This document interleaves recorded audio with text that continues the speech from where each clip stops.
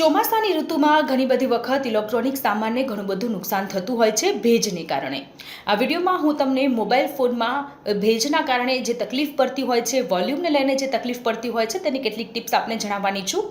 સૌથી પહેલાં તો તમારા મોબાઈલમાં જો ચોમાસાની ઋતુમાં ભેજ લાગી ગયો હોય અથવા તો અવાજ ઓછો આવતો હોય તો તમારી પ્લે સ્ટોરમાં જઈને સાઉન્ડ બૂસ્ટર અથવા તો વોલ્યુમ બૂસ્ટર એપ ઇન્સ્ટોલ કરવાની છે કે જેનાથી તમારા મોબાઈલમાં જે સેટિંગ્સ છે તે કરવાના છે ને જેનાથી તમારા મોબાઈલમાંથી અવાજ પ્રોપર આવશે.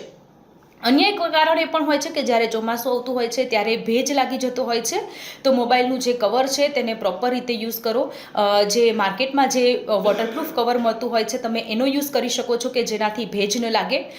ત્રીજું એ રીઝન હોય છે કે તમે મોબાઈલને જે કવરમાં રાખતા હોય છે, મોબાઈલના કવરના કારણે ઘણી બધી વખત સ્પીકરમાં ગંદકી જમા થઈ જતી હોય છે. એ ગંદકીના કારણે પણ અવાજ ઓછો આવતો હોય છે.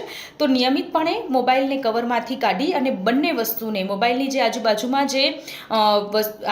જે સ્પીકરના જે ડોટ્સ આવેલા છે ત્યાં મોબાઈલની બેક સાઈડમાં અને કવરમાં પ્રોપર રીતે સાફ સફાઈ કરશો તો મોબાઈલમાં જે અવાજ આવવાની જે પ્રોબ્લેમ છે તે મહદ અંશે સોલ્વ થઈ જતી હોય છે.